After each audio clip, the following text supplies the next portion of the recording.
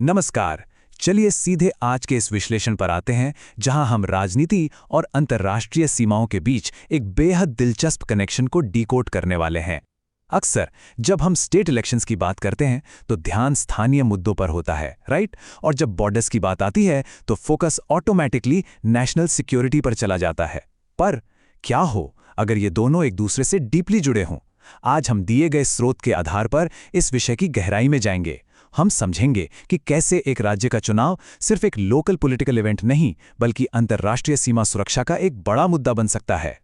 अब यहाँ सबसे बड़ा सवाल ये उठता है, आखिर राज्य के चुनाव अंतर्राष्ट्रीय सीमाओं को प्रभावित कैसे करते हैं?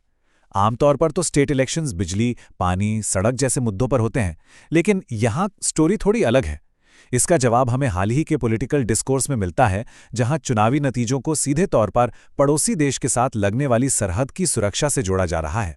ये एक ऐसी पहेली है जो चुनाव को एक बिल्कुल नए भू राजनीतिक यानी जियोपॉलिटिकल लेवल पर ले जाती है। तो चलिए सबसे पहले हम इस क्षेत्रीय चुनावी परिदृश्य पर एक नजर डालते हैं। Okay, let's dive into this. स्रोत के अनुसार हम यहाँ मुख्य रूप से दो राज्यों के चुनावों की बात कर रहे हैं, बंगाल और असम। अब इन दोनों में एक बहुत ही क्रिटिकल कॉमन फैक्टर है, और वो है इनकी बांग्लादेश सीमा से प्रॉक्सिमिटी। ये दोनों ही राज्य अंतर्राष्ट्रीय बॉर्डर शेयर करते हैं, और देखा जाए तो भौगोलिक दृष्टि से ये प्रॉक्सिमिटी इन्हें सिक्योरिटी के मामले में बेहद सेंसिटिव बना देती है। यहाँ जो भी स्थानीय प्रशासन या पॉलिटिकल लीडरशिप आती है, उसका डायरेक्ट इम्पैक्ट इस लंबी और जटिल सीमा पर पड़ता है। और यहीं पर आकर ये पूरा मुद्दा एक जियोपॉलिटिकल पहेली बन जाता है, जो स्थानीय मतदान को अंतर्राष्ट्रीय सीमाओं से जोड़ती है। स्रोत के मुताबिक इन इलेक्शंस को सिर्फ लोकल इवेंट्स की तरह नहीं ट्रीट किया गया है। इमेजिन कीजिए, एक लोकल पोलिंग बूथ पर दबाया बटन किस तरह बॉर्डर सिक्योरिटी और इंटरनेशनल बाउंड्रीज को प्रभावित करने की क्षमता रखता है। ये इस बात का क्लियर इंडिकेटर है कि आधुनिक राजनीति में लोकल और ग्लोबल मुद्दों के बीच की बाउंड्रीज अब लगातार ब्लर होती जा रही हैं। अब आगे बढ़ते हुए सीमा की इन कमजोरियों को थोड़ा और क्लियर तरीके से परिभाषित करते हैं। And this brilliantly illustrates our point. स्रोत के अनुसार जब हम सीमा की कमजोरियों यानी बॉर्डर वल्नरेबिलिटीज की बात कर रहे हैं, तो इसका स्ट्रिक्ट ऑब्जेक्टिव मतलब उन पॉइंट्स से है जहां अंतर्राष्ट्रीय सीमा पर खतरे की संभावना सबसे ज्यादा होती है। यहां विशेष रूप से बांग्लादेश बॉर्डर का संदर्भ दिया गया है। ये बॉर्डर अपनी भौगोलिक जटिलताओं के कारण नेचुरली काफी संवेदनशील है। इन्हीं वल्नरेबिलिटीज को एक्यूरेटली डिफाइन करना उस जियोपॉलिटिकल दावे को समझने का आधार है, जिस पर हम अब आगे बात करने वाले हैं। और यहीं से हम सीधे आते हैं हिमंता शर्मा के इस जियोपॉलिटिकल दावे पर। नाउ इस हिस्से की सबसे इंटरेस्टिंग बात क्या है? स्रोत के अनुसार यहां सीधे तौर पर कहा गया है कि बीजेपी की बंगाल जीत से बांग्लादेश सीमा पर कमजोरियों को दूर करने में मदद मिलेगी। ये हिमंता शर्मा का एग्जैक्ट कोट है। यहां क्लियरली एक कॉज एंड इफेक्ट यानी कार्य कारण संबंध बताया गया है। एक तरफ है स्टेट इलेक्शन की जीत और दूसरी तरफ है इंटरनेशनल बॉर्डर की कमजोरियों को फिक्स करना। ये एक बहुत ही स्पेसिफिक पर्सपेक्टिव है, जो बताता है कि कैसे नेता अंतर्राष्ट्रीय सुरक्षा को अपने स्थानीय चुनावी विजय के साथ जोड़कर देख रहे हैं।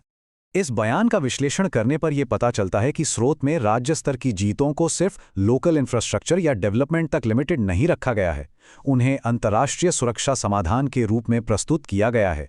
इस क्लेम के अनुसार बंगाल में बीजेपी की जीत डायरेक्टली एक ऐसा मैकेनिज्म प्रोवाइड करेगी जिससे उन सीमाएं वल्नरेबिलिटीज को प्लग किया जा सकेगा। ये डेफिनेटली पॉलिटिक्स को देखने का एक बड़ा और व्यापक नजरिया है। तो इस पूरे इक्वेशन में मेन प्लेयर्स कौन है? चलिए देखते हैं। बीजेपी बनाम Trinamool Congress. Let's move to how this builds up. स्रोत के मुताबिक बंगाल के इस इलेक्टोरल कॉन्टेस्ट में यही दो प्रमुख दल सेंट्रल रोल में हैं। एक तरफ है भारतीय जनता पार्टी यानी बीजेपी, जो कि अपनी जीत को सीधे बॉर्डर सिक्योरिटी के सॉल्यूशन की तरह प्रस्तुत कर रही है, और दूसरी तरफ है तृणमूल कांग्रेस। इन दोनों के बीच का ये चुनावी मुकाबला ही इस बात को तय करेगा कि आने वाले टाइम में बॉर्डर मैनेजमेंट और स्थानीय प्रशासन की नैतिकता और दृष्टिकोण क्या होने वाला है।